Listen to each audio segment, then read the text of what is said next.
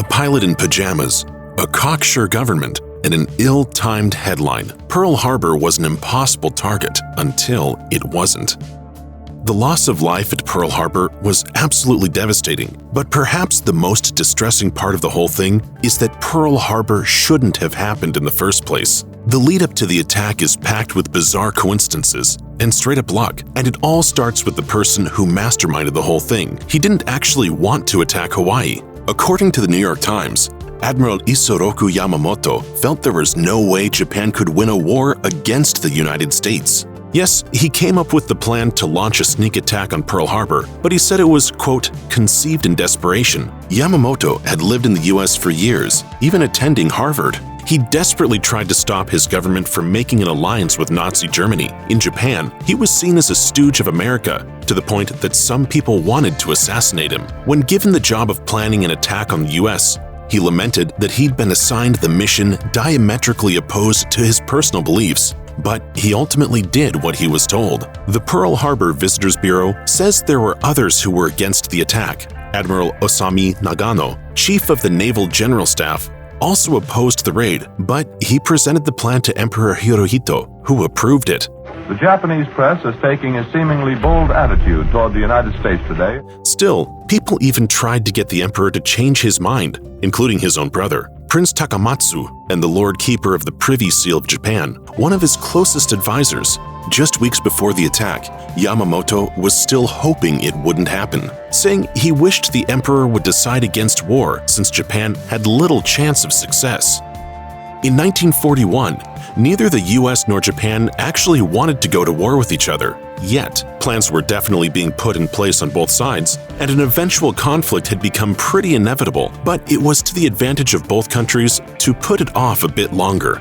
According to History on the Net, Japan was low on vital supplies like oil, iron, and food. America, on the other hand, didn't have as many fighter planes and warships as their possible opponent and wanted to stall in order to catch up on the military side. Then, something explosive happened. While America and Japan were still negotiating diplomatically, and US officials were specifically chastising their counterparts' aggressive stance, the magazine United States News published an inflammatory article stating how easy it would be for United States B-17 bombers to blow Japan off the map in case of trouble. It said America had wartime levels of the bombers at 7 locations, all within attacking distance of Tokyo. The article claimed the planes could travel 6,000 miles and easily drop incendiary bombs on important cities and factories that were made of rice paper and wood. The information in the article was totally wrong.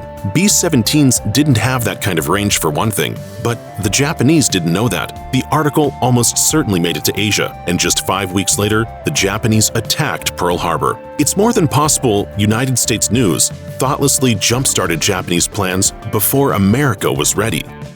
There is a conspiracy theory that FDR knew Japan was going to attack Pearl Harbor and let it happen so Congress would agree to join the war. While this isn't true, what is true is that the American government and military absolutely should have known, and the fact they didn't is almost unbelievable. A declassified memorandum from the Office of Naval Intelligence shows that 3 days before Pearl Harbor, Roosevelt received a 26-page memo detailing how Japan was looking to start open conflict in Hawaii. According to historian Craig Shirley, just like with 9/11, the government was unprepared because they had a failure of imagination and were, as Shirley describes, kind of in denial because they didn't think anybody would be as audacious to move an army thousands of miles across the Pacific, stop to refuel, then move on to Hawaii to make a strike. In the months before the attack, Admiral James Richardson warned about moving the whole fleet to Pearl Harbor, saying that it would be open to attack. In response, Richardson was ignored and replaced. But he wasn't the only one. The Trumpet shed light into others who warned about incoming attacks, reporting, "The Chief of Naval Intelligence was replaced because he insisted that Pearl Harbor should be warned of impending attack." In the year before, a Peruvian envoy in Tokyo, a top British agent, a Korean agent, and a report by the Navy itself all informed various government officials that Pearl Harbor was going to be attacked. Yet somehow, the military was completely unprepared. A Japanese air armada attacked the American naval base at Pearl Harbor, Hawaii, knocking out half the U.S. Navy in a few hours.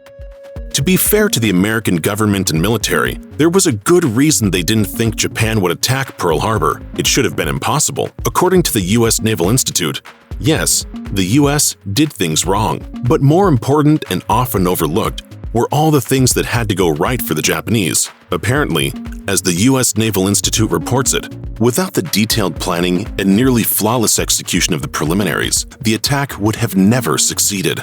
Just 3 months before the attack, the Japanese military realized they had, quote, technical and operational shortcomings that needed to be fixed if they wanted to triumph.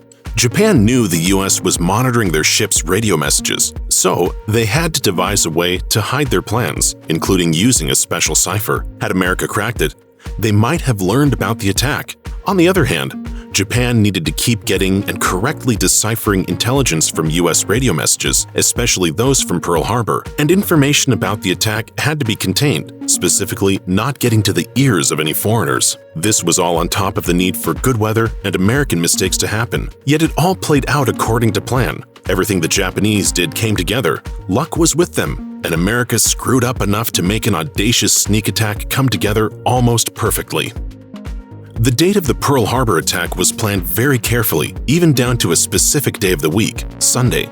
Japan had done their research, and they knew that Sunday morning meant a whole lot of soldiers would be at church off base, not ready to defend their ships at a moment's notice. This also increased the chances the attack would stay a surprise until the last minute. Religion was quite literally used against Pearl Harbor as a weakness. Even those in the military who didn't attend church weren't necessarily going to be ready to fight on Sunday morning. Attacking on the weekend meant lots of people were also sleeping in and relaxing.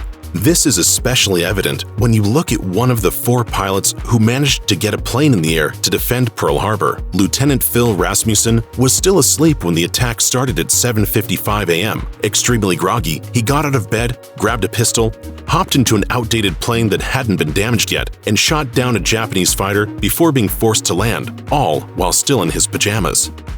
America's battleships were the country's, quote, strategic center of gravity in the Pacific, according to the Naval History and Heritage Command. There were 9 of them, all named after states, and they were vital to America holding off any aggression from Japan. And Japan already had 1 more battleship than the US did, so keeping those 9 in good order was vital. On December 7th, one of these ships, the USS Colorado, was getting an update in California, but the other 8 were all in Hawaii, with 7 of them lined up right next to each other in Battleship Row. The 8th wasn't far off, in the dry dock. For a Japanese force that was desperate to destroy them, they couldn't have asked for an easier target. You could see them in the cockpit right there, right above you.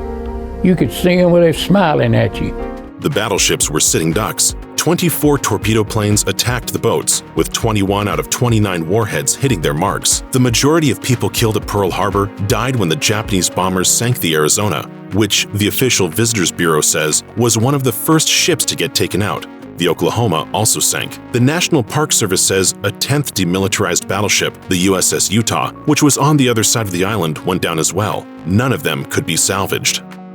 The immediate and devastating loss of life at Pearl Harbor is an excruciating piece of American history, but most people don't know that the effects of the attack are still wreaking havoc on the harbor. The wreck of the USS Arizona is considered sacred since it's the final resting place of more than 1,100 sailors and Marines. This means the military is hesitant to mess with it at all. That could become a serious problem, since the wreck also contains 500,000 gallons of oil. According to the Belleville News-Democrat, the USS Arizona leaks more than 2 gallons of oil a day. It's enough that visitors to the memorial can see the oil slick on the water. At that rate, the ship will keep leaking for the next 540 years. Don't worry, that's probably not going to happen, but the reality will be so much worse. The Washington Post says experts believe the hull will deteriorate way before then, and all those hundreds of thousands of gallons of oil will come streaming out into the harbor, an event they describe as catastrophic. But the Huffington Post reports Pearl Harbor is already an environmental disaster.